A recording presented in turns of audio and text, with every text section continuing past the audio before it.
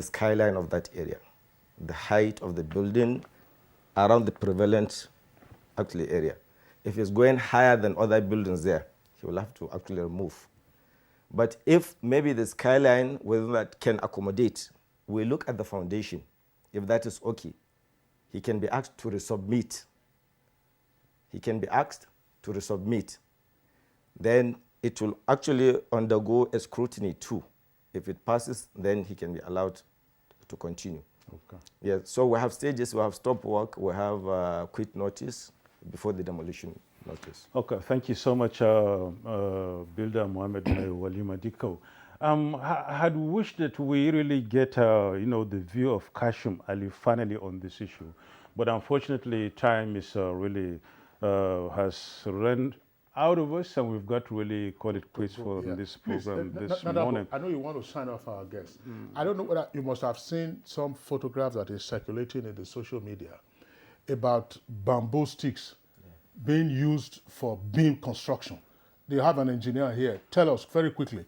A bamboo, they say that iron rods have become so expensive, so they are now using bamboo. They will say they pour concrete on it. That bamboo is even stronger than steel. Yes, those studies have been going on in Malaysia, and where because they have abundant bamboo supply there, they found that bamboo is actually good for reinforcement.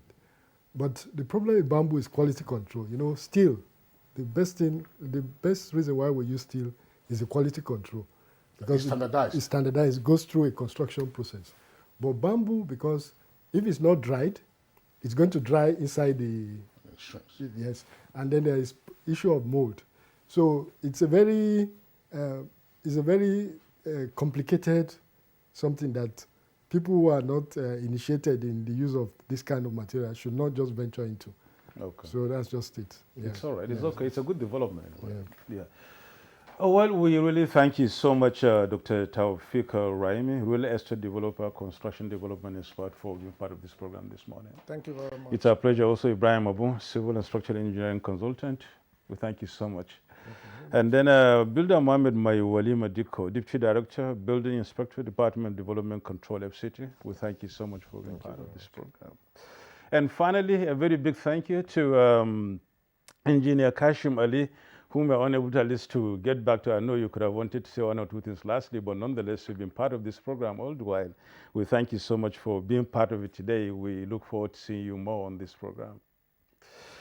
And that's it on Good Morning Nigeria. But before we round up, let's look at developments in the foreign scene.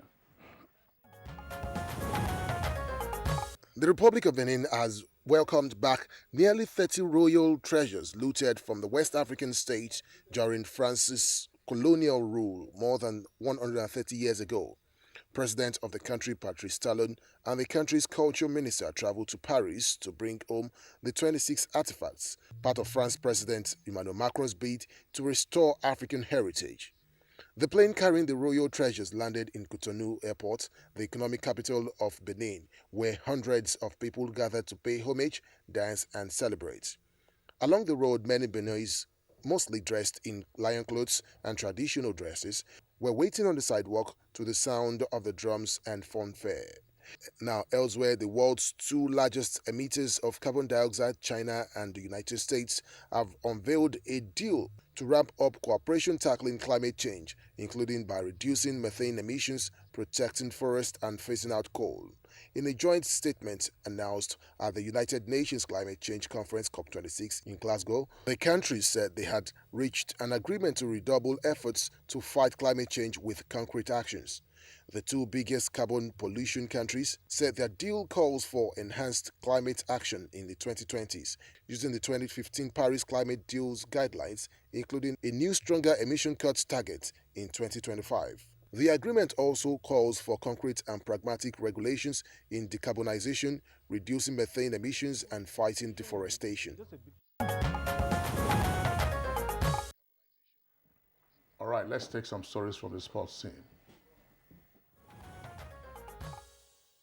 Following their first training session in Tangier, Morocco, ahead of their World Cup qualifying fixture with the Leon Stars of Liberia, some Super Eagles stars have assured Nigerians of all 3 points and are in high spirits to deliver accordingly.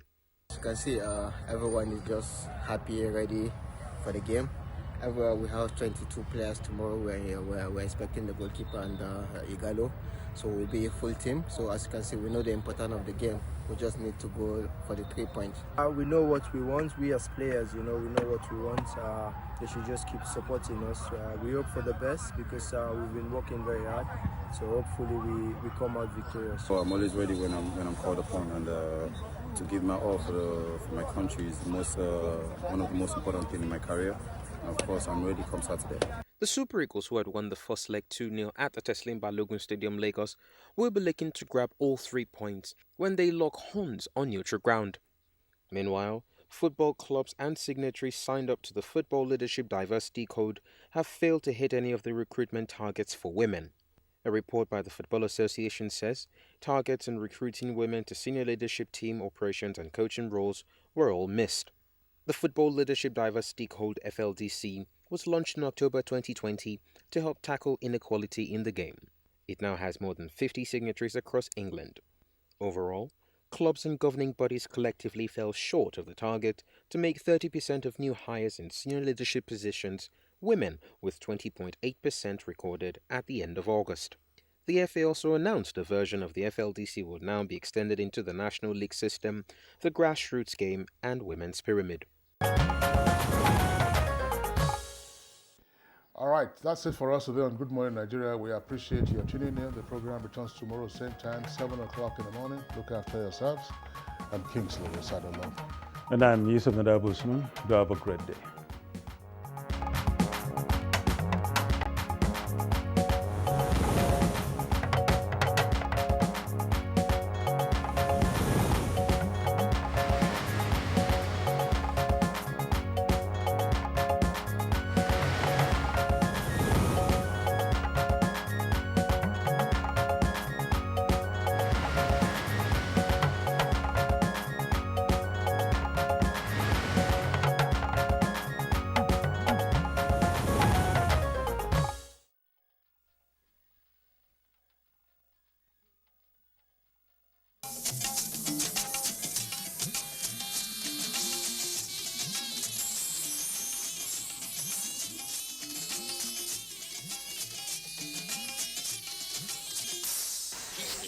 Service of the NTA.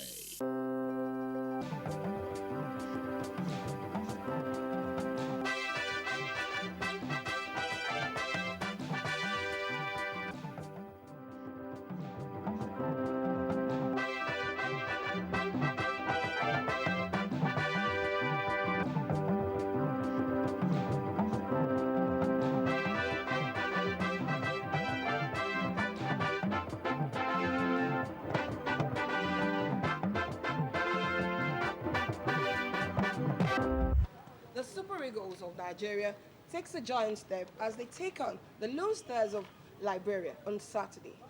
However, on the other side, the CAF Women Championship has the Rivers Angel almost exiting. On this note, I welcome you to Sports Rail today, and I am Adenike.